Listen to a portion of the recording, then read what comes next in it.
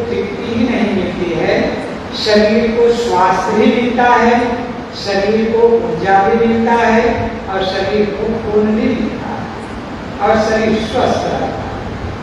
तो शरीर को संचालित करने के लिए भोजन अत्यंत जरूरी है। एक दिन भोजन नहीं मिलता है तो शरीर कैसे हो जाता है, कमजोर हो जाता है ना।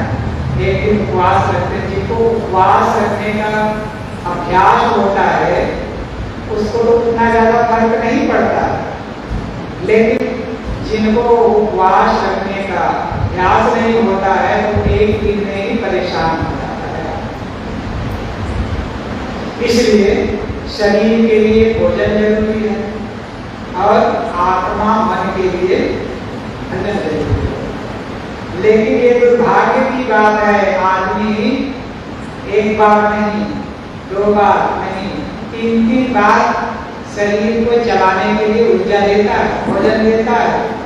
सवेरे जलपान करता है, दोपहर में भोजन करता है और शाम को भी भोजन करता है। शरीर को ऊर्जा देने के लिए, शरीर को स्वस्थ रखने के लिए, शरीर को तृप्त करने के लिए तीन बार आदमी भोजन ग्रहण करता है। लेकिन भजन की जब बारी आती है तब कहता है कि अरे ये तो महात्माओं का काम है, ये तो बुजुर्गों का काम है। यही कह दिया जाता है ना, ज्यादातर तो कहेंगे कि महात्माओं का काम है और समझदार जो होते हैं कहेंगे बुजुर्गों का काम है और बाकी लोगों को नहीं चाहिए। भजन से भोजन से तृप्ति मिलती है तो भजन से भी आत्म तृप्ति मिलती है। भोजन से शरीर को तृप्ति मिलती है और भजन से आत्मा को तृप्ति मिलती है। और जब आत्मा तृप्त होगा तो आदमी का चित्त भटकेगा, सीधी सी बात है। आत्मा और मन दोनों के लिए भजन जरूरी है, केवल आत्मा के लिए नहीं। आत्मा तो वैसे न्यूट्रल है, सीधी सी बात है, आत्मा न्यूट्रल है। जिधर उसको मन शक्ति देता है उधर आत्मा की गति हो जाती है। अच्छी दिशा में मन उसे गति देता है तो आत्मा की गति अच्छी दिशा में चली जाती है और मन उसे गति गलत दिशा में दे देता है, गलत कर्मों में दे देता है तो आत्मा की गति गलत दिशा में हो जाता है ना, क्योंकि आत्मा न्यूट्रल है।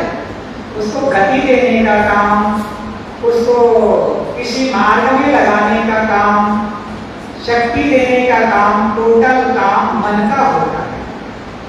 इसीलिए मन को भी आध्यात्मिक कहा जाता है। मन आत्मा के बिल्कुल करीब होता है, सबसे नजदीक आत्मा का मन होता है।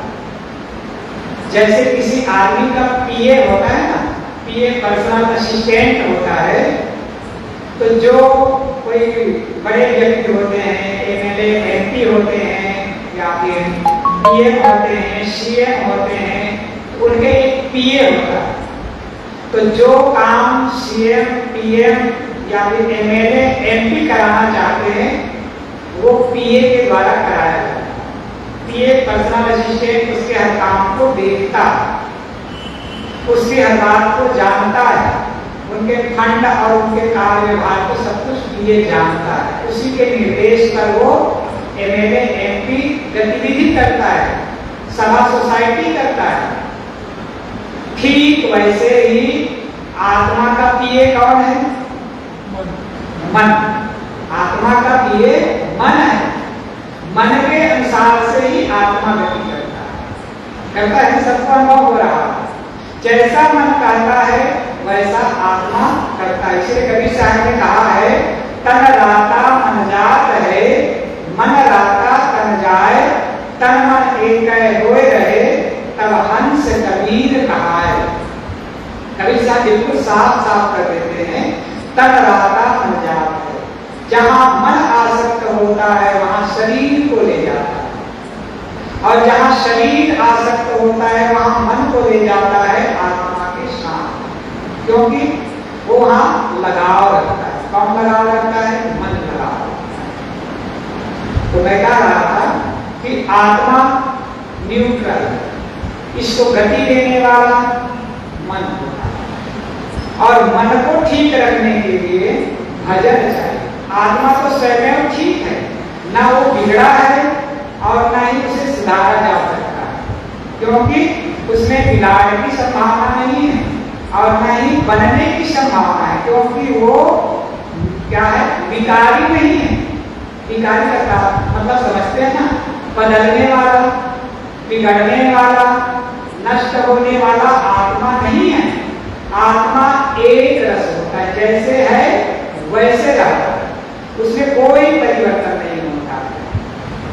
जब कोई परिवर्तन नहीं होता है तब हमें कैसे अनुभव होता है कि मनुष्य का जीवन ऐसे चल रहा है? वो मन के कारण में लगता है, क्योंकि आत्मा मन से इतना चिपका हुआ होता है कि हमें पता ही नहीं चलता है कि मन के द्वारा कहा जा रहा है कि आत्मा के द्वारा कहा जा रहा है। जब समझ गहराई में जाती है तब भेद पता चलता है। कब भेद पता चलता है? आकर्षण के वशीभूत होकर के कोई कर्म को करते हैं। एक चीज समझ लें, आकर्षण समझ रहे ना, किसी भी चीज में आकर्षण हो रहा है, चाहे धन में हो, चाहे पदार्थ में हो, चाहे प्राणी में हो, चाहे पत्नी में हो, चाहे पति में हो, चाहे पद में हो, चाहे प्रतिष्ठा में हो, किसी भी चीज में हमारा मन ज्यादा लगाव रख रहा है, उसके प्रति प्रियता है और उसके अनुसार से मन कर रहा है। इसका मतलब है मन के अनुसार आत्मा चल रहा है ना? मन के वशीभूत आकर्षण में हो करके पढ़ करके चल रहा है, मतलब मन के वशीभूत होकर के चल रहा है और उसके अनुसार से करता है, उसी के अनुसार से बोलता है और उसी के अनुसार से फिर आदमी सोचता है। इसीलिए मैंने कल थोड़ा संक्षेप में कहा था, ध्यान रखो अपने मन पर। किसी ने बहुत सुंदर वाक्यांश कहा है, ध्यान रखो अपने मन पर, क्योंकि उसी में विचार बनते हैं। मन में ही विचार उत्पन्न होते हैं। मन से विचार भिन्न नहीं है। क्यों भिन्न नहीं है?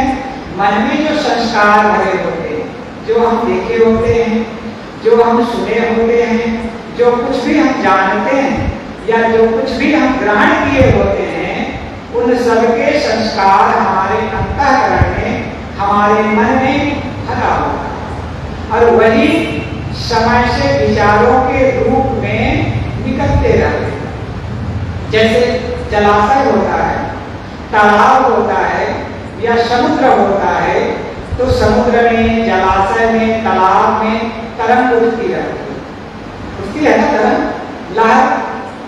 तो क्या लहर समुद्र से या जलाशय से अलग है? नहीं, उसी जल का अंश है, लेकिन हवा के दबाव से उसमें लहर उत्पन्न हो रहा है। ठीक वैसे ही हमारे मन में जो संस्कारों का समुच्चय भरा हुआ है, जो कुछ भी हम संस्कार ग्रहण करते हैं, देखते, सुनते, जानते, भोगते, चखते, सब कुछ का संस्कार हमारे अंतःकरण में भरा हुआ है और उसी में लहर के रूप में जो उठता है, उसी को हम कहते हैं विचार, स्मरण। तो मैं कह रहा था, ध्यान रखो अपने मन पर, क्योंकि वही विचार बनते, मन में ही विचार बनते। और हमने ध्यान नहीं रखा अपने मन पर कंट्रोल नहीं रखा, तो विचार क्या हो जाएगा? गलत हो सकता है।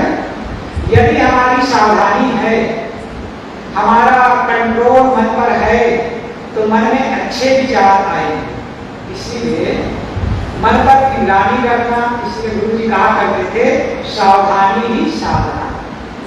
किस पर सावधानी? मन पर सावधानी। मन पर सावधानी रखते हैं तो पूरा जीवन सुव्यवस्थित हो जाता है, और मन पर सावधानी नहीं रखते हैं तो जीवन ही, शरीर ही नहीं, वाणी ही नहीं, पूरा जीवन अस्त व्यस्त हो जाता है। एक छोटा सा मन है और उस मन को कंट्रोल में नहीं रखेंगे तो हमारा जीवन अस्त व्यस्त हो जाता है। इसलिए ध्यान रखें अपने मन पर, क्योंकि वही विचार बनते हैं। चलो, हमने मन पर कंट्रोल नहीं रखा, विचार आ गए।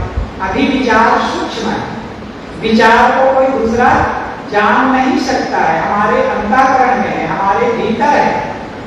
यदि गलत भी आया तो भी हमारे अभी अंदर है, बाहर वो परिलक्षित नहीं हुआ है। लेकिन अगले कदम में क्या होता है, ध्यान रखो अपने विचारों पर। यदि हमने मन पर ध्यान नहीं रखा तो विचार, अच्छा भी विचार आ सकता है, गलत भी आ सकता है, जहां आकर्षण है उनके विचार आ सकता है। तो आगे कदम क्या करना है, ध्यान रखो अपने विचारों पर, क्योंकि वही शब्द बनते हैं। जो हमारे मन में विचार चलता है वही शब्द के रूप में जुबान के द्वारा निकलता है। जैसे मैं बोल रहा हूं तो बोलने के पहले मन में वो विचारों के रूप में आ रहा है। विचार शब्द रूप में होता है किंतु विचार में आवाज नहीं, बस इतना ही अंतर होता है। कैसे, और उदाहरण से आप समझ सकते हैं इसे। जैसे सबके घर में टीवी पहले होता, आप आजकल तो टीवी जो है लगा जरूर रहता है एलसीडी, लेकिन वो चलता कम। मोबाइल का जमाना आ गया है तो प्रायः पहले होता था एलसीडी या टीवी चलते रहता था और घर में कोई व्यक्ति आ जाता या फिर घर में कोई आपसी चर्चा करते तब क्या कर देते थे, टीवी में जो प्रोग्राम है वो चलते रहता था और उसको क्या कर देते, रिमोट को उठा लेते और रिमोट को दबा करके वॉल्यूम को म्यूट कर देते। यही करते थे। जब वॉल्यूम म्यूट कर दिए तो क्या उस टीवी में आवाज नहीं है, क्या उस प्रोग्राम में आवाज नहीं है? है, उस प्रोग्राम में आवाज है, उस टीवी में भी आवाज है, किंतु उसको हमने क्या कर दिया, म्यूट कर दिया, तो हमें आवाज कान में सुनाई नहीं देगा। ठीक यही होता है, मन में जब विचार के रूप में रहता है कोई भी बात तो वो म्यूट होता है, बस उसमें वही शब्द होता है जो हम जुबान के द्वारा बोलते हैं, बस हमें सुनाई नहीं देता है म्यूट होने के कारण। इसलिए ध्यान रखो अपने मन के विचारों पर, क्योंकि वही शब्द बनते हैं। यदि हम अपने मन के विचारों पर ध्यान नहीं देंगे, कंट्रोल में नहीं रखेंगे, तो वो शब्द के रूप में निकल जाएगा। यदि हमारे मन में अच्छे विचार आ रहे हैं, ज्ञान के विचार आ रहे हैं, भक्ति के विचार आ रहे हैं, संयम और साधना के विचार आ रहे हैं, या फिर परोपकार की बातें आ रही है, सेवा की बातें आ रही है, तब तो अच्छी बात है। अच्छे विचार आ रहे हैं और अच्छे विचार आ रहे हैं, उसको यदि हम किसी के सामने बोलते हैं तो सामने वाले को भी अच्छा लगेगा। और मान लीजिए खराब विचार आ रहे हैं, गलत विचार आ रहे हैं, कोई चोर है तो उसको चोरी करने की बातें विचार के रूप में आ रहा है, कोई गलत कर्मी आदमी है अपने मित्र को गलत कर्म करने की बात बता रहा है, विचार आ रहा है, बताएगा तो ये क्या हो जाएगा, उसके जुबान से निकलते ही वो बात फैल जाएगी। यही होता है। किसी ने बहुत सुंदर कहा है, जब तक के सच बाहर आता है तब तक के झूठ पूरी दुनिया घूम लेता है। झूठ का तात्पर्य गलत बातें मुख जुबान से निकलते ही इतनी तेजी से फैलती है कि पूछो मत, पूरा दुनिया में फैल जाता है गलत बातें पूरा। लेकिन जो अच्छी बातें होती है, जो ज्ञान की बातें होती हैं, जो विचार की बातें होती हैं, सत्य बातें होती है, उसे बताने के बाद भी वो जल्दी फैलता नहीं है। क्यों? क्योंकि लोगों को ग्रहण ही नहीं होता है। तो खैर अगला विषय मैं कह रहा था कि ध्यान रखें अपने मन के विचारों पर, क्योंकि वही शब्द बनते हैं। और शब्द को यदि हमने नहीं तोड़ा, गलत यदि आ रहा है उसको हमने तोड़ा नहीं, ठीक नहीं किया, तो आगे विकार के रूप में पनपते चला जाएगा। जैसे किसी भी वृक्ष में सबसे पहले फूल आता है, फल लगने के पहले फूल आता है। मान लीजिए वो वृक्ष विषैला है, उसमें विषैला फल लगता है और उसके फल को खाने से आदमी का प्राणांत हो जाता हो और उसमें फूल आया हो कदाचित, और कोई उस फूल को नहीं नहीं तोड़ता है तो क्या होगा? निश्चित है उसमें फल आएगा। फल छोटा सा है तब भी तोड़ने की संभावना है, लेकिन वो फल परिपक्व हो गया, अब क्या होगा? अब उसे नष्ट किया जा सकता है? नष्ट करने की संभावना उसकी कम हो गई, क्योंकि उसमें फिर से पैदा करने के लिए बीज बन गया है। और उसे यदि हम तोड़ते नहीं हैं तो उसका बीज कहीं गिरेगा और फिर से उस पौधे को अंकुरित करेगा, वो फैलेगा।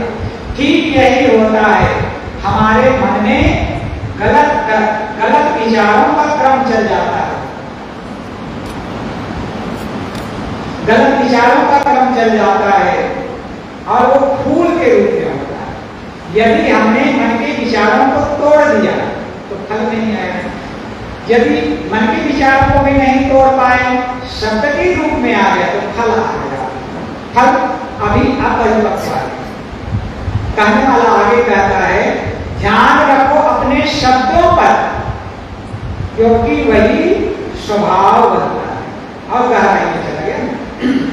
हमने ध्यान नहीं रखा, अपने मन के विचारों पर ध्यान नहीं रखा, अब क्या हो गया? वो हमारी एक आदत बन गई, हमारा एक स्वभाव बन गया।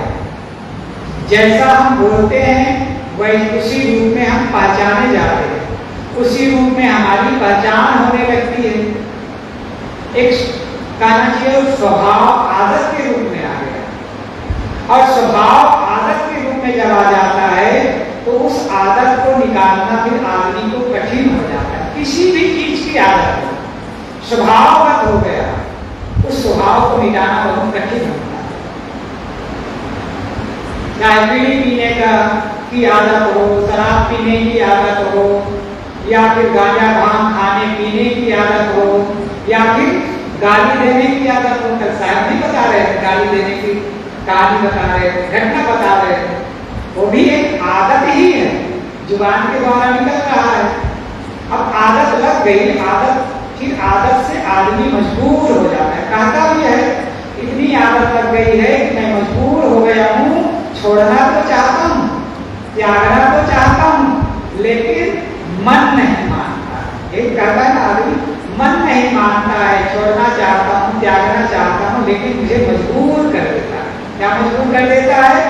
मन मजबूर कर देता है। क्यों मजबूर कर देता है? क्योंकि आकर्षण और लगाव इतना गहरा हो गया है कि उसके चिपकाव के कारण से उसे हटाना कठिन हो जाता है। जैसे मैंने उस दिन बताया था ना, जैसे दो पन्नों को हम जोड़ते हैं, किसके द्वारा? गोंद के द्वारा। गोंद के द्वारा जब जोड़ देते हैं तो दोनों पन्ने चिपक जाते हैं। जब चिपक जाते हैं तो उसको हटाना, निकालना कठिन होता है, और यदि कदाचित हम निकालने के लिए ज्यादा प्रयास करते हैं तो फट जाता है। यही होता है। ठीक यही आदत के लिए, आदत हमारे दिल में हो जाता है। जब हम सावधानी नहीं रखते हैं तो हर चीज में आदत पड़ जाती है, और आदत स्वभावगत जब हो जाता है तब आदमी लाचार हो जाता है, मजबूर हो जाता है, चाह करके भी उसे हट नहीं पाता है। इसलिए हमें आदत ना बने किसी भी चीज का। आदत वैसे प्रायः अच्छी चीजों का नहीं बनता है कि नहीं? अच्छी चीज, कोई भजन की आदत बनाता है, भजन के लिए आदत कभी भी नहीं बनती, क्योंकि मैंने शुरू किया था भजन से ही शुरू किया था, है ना? भोजन और भजन यही शुरू किया था ना। भजन के लिए आदत आदमी की नहीं बनती है। यदि भजन के लिए आदत बन जाए, सत्संग के लिए आदत बन जाए, संयम और साधना की आदत बन जाए, तो आदमी का जीवन तो धन्य हो जाए, क्योंकि अच्छी आदत है, लेकिन वो आदत बन नहीं पाता है, उसके लिए मन लगता नहीं। किसका मन लगता है? जो बहुत गहराई में, डीप में पहुंचा होता है, उसका मन लगता है। और एक बार यदि भजन और साधना की आदत लग जाती है, मन लग जाता है, फिर उसके बिना उसे रहा भी नहीं जाता है। जैसे एक भक्त है, भक्त क्या कहना चाहिए, प्रेमी भक्त है, रामचंद्र जी इधर है, कमल है मेरे ख्याल से, आते हैं, पंडित जी को पता है, वो जरूर निश्चित आते हैं, आएंगे, प्रणाम करेंगे, थोड़ी देर बैठेंगे, मिलेंगे, वो नियम बनाया और नियम बनाया। मंदिर में ही बैठता है, पूजा करता है, ध्यान करता है, चिंतन करता है। ये पास में मंदिर है ना आपके कारनार के, सर बालाजी का मंदिर है ना, ये कारनार पे अपनी गली में जाते हैं, वहाँ बालाजी का मंदिर है साहब, वहाँ बैठता है, ध्यान करता है, चिंतन करता है और जो भी करना होता है करता है। वहां से उठता है तो सीधे आश्रम में आता है। आश्रम में मेरे पास आएगा, बंदी करेगा, थोड़ा सा बैठेगा और जाएगा। वो बिल्कुल नियम बना के रखता है, बिल्कुल चूकता नहीं। ये क्या है, अच्छी आदत है। तो ठीक वैसे ही भजन की आदत लग गई, सत्संग की आदत लग गई, किसी के पास अच्छे संतों महापुरुषों के पास जाकर के बैठने की आदत लग गई। ये आदत गलत नहीं कहा जाता, इसे आदत भी नहीं कहा जाता, इसे आदत नहीं कहा जाता। तो मैं कह रहा था कि गलत चीजों की आदत जब लग जाती है वही स्वभावगत हो जाता है, फिर वो आदमी को मजबूर कर देता है, फिर आदमी लाचार हो जाता है, छोड़ना चाह करके भी नहीं छूटता। इसलिए ये आदत न बनने पाए, इसके पूर्व की बात मैंने कहा, ध्यान रखो अपने मन पर, मन के विचारों पर। और नहीं ध्यान रखेंगे तो शब्द के रूप में आएगा, जुबान के रूप में आएगा, तब भी सावधानी नहीं रखेंगे तो आदत और स्वभाव बन जाएगा। और स्वभाव बन गया फिर भी ध्यान नहीं रखेंगे तब क्या होगा, ध्यान रखो अपने स्वभाव पर, क्योंकि वही चरित्र बनता है, वही हमारा चरित्र बनता है। जिसका चरित्र उच्च होता है उसका जीवन उच्च और महान होता है, और जिसका चरित्र गलत होता है, खराब होता है, उसका जीवन नारकीय होता है, गलत होता है। कहां से शुरू हुआ था, भजन से शुरू हुआ। भजन क्या है, सतगुरु कबीर साहब ने कहा है, मन की तरंग मार लो बस हो गया भजन, आदत बुरी सुधार लो बस हो गया भजन। बहुत छोटी सी पंक्ति है, आदत बुरी सुधार। आदत की बात चल रही थी तो कबीर साहब भी कहते हैं, आदत बुरी सुधार लो बस हो गया भजन, मन की तरंग मार लो बस हो गया भजन। यही बात जो मैं कह रहा हूँ वही बात कबीर साहब इन पंक्तियों में कह रहे हैं। मन की तरंगों को मार लो, अर्थात मन को सावधानी पूर्वक देखना सीख ले, तो मन गलत नहीं होने पाएगा, मन में अन्यत्र विचार नहीं आने पाएगा। अर्थात काम धंधा का विचार आना, काम के समय में एक अलग विषय, इसको नकारा नहीं जा सकता है। जैसे घर में है, गाय भैंस पाल रखे हैं, समय से उसको पानी ना दे, हम तो भजन कर रहे हैं, हम तो ध्यान चिंतन कर रहे हैं, तो गलत हो जाएगा ना। वो प्यासा जो गाय रखे हम प्यासी चिल्लाती रहेगी, तो ये अलग विषय है। काम भी करना है, व्यवसाय भी करना है, धंधा करना है, लेकिन इन सब के करते हुए भी अपने मन में निगरानी रखना। मन में निगरानी रखेंगे तो गाय को पानी पिलाना भी भजन हो जाएगा।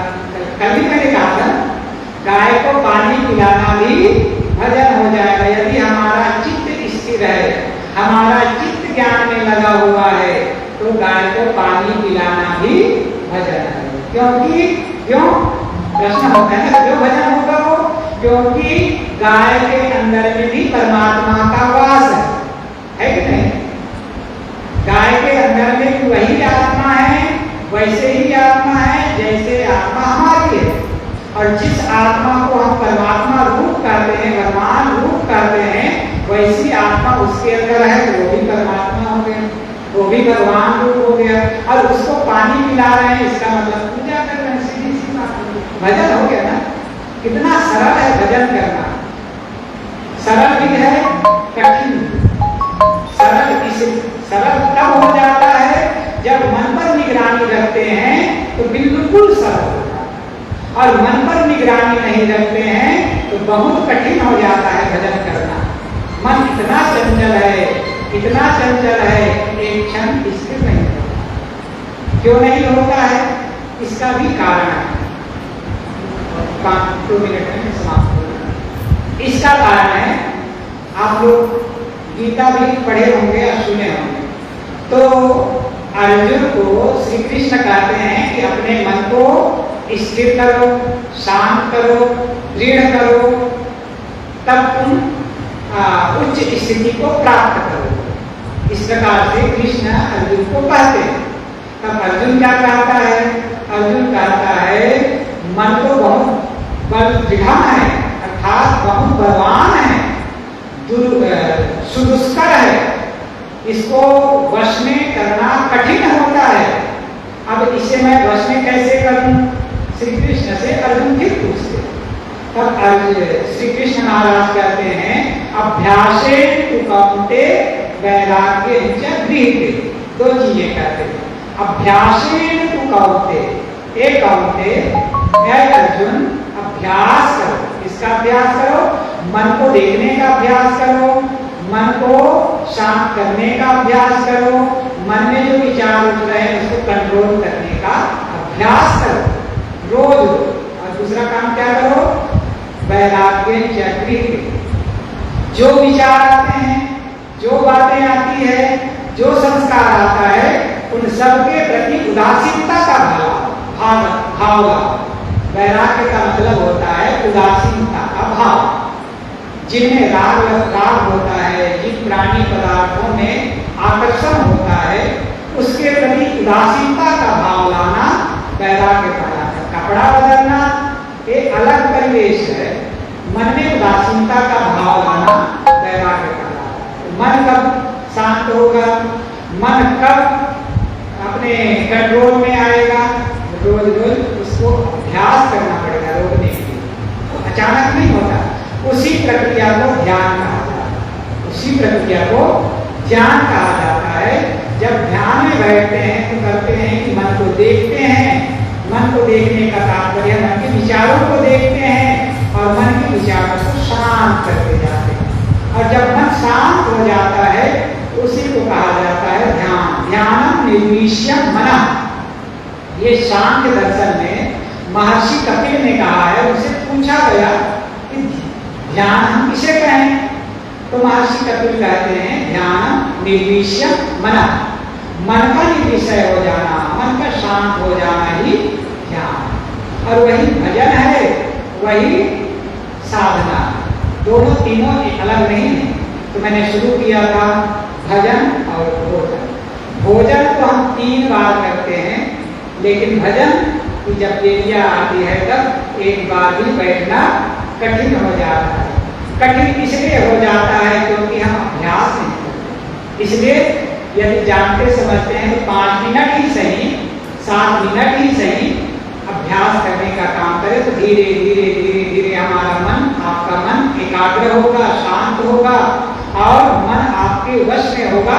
मन आपके अनुसार चलेगा। अभी आपको मन अपने अनुसार चलाता है और जब ध्यान साधना भजन करेंगे तब क्या होगा? आपके अनुसार मन चलेगा। मन आप कहेंगे कि बैठो तो बैठेगा, मन तो आप आर्डर देंगे चलो काम करो तो आर्डर के अनुसार चलेगा। बस इतना ही अंतर है। इसीलिए भजन की जरूरत पड़ती है। भजन से ही जीवन संयमित होता है। भजन से ही जीवन में उच्चता आती है और मन शांत होता है और जीवन में सुकून आता है। इसलिए भोजन हमें तृप्ति देता है और भजन हमें आत्म तृप्ति देता है, आत्म शांति देता है, जो हर मनुष्य की परम अभिलाषा है कि नहीं है? परम अभिलाषा है, उद्देश्य है, लक्ष्य है परम शांति की प्राप्ति। और वो मिलेगा, इससे मिलेगा भजन से, संयम साधना से। तो मैं आप लोगों के बीच संक्षेप में